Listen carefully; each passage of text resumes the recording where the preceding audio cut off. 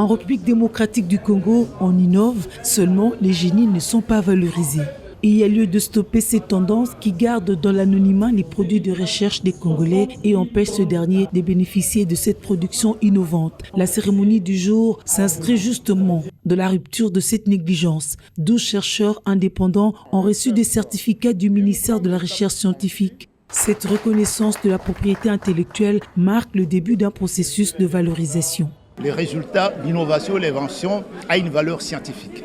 Alors l'administration commence, nous l'envoyons à la banque, aller payer les résultats des frais de l'État. Dès que les frais sont payés, nous préparons le document à la signature du ministre, c'est qu'on a remis ici.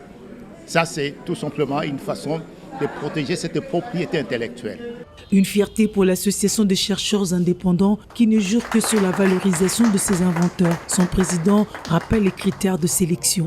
Parmi les critères, ça doit être scientifique. D'abord, la rationalité de ce qu'on présente, ce que les chercheurs indépendants amènent, soit contre-évalué par d'autres éminents scientifiques et qui prouvent que réellement c'est une innovation qui sort de l'ordinaire, qui sort de sentiers déjà battus.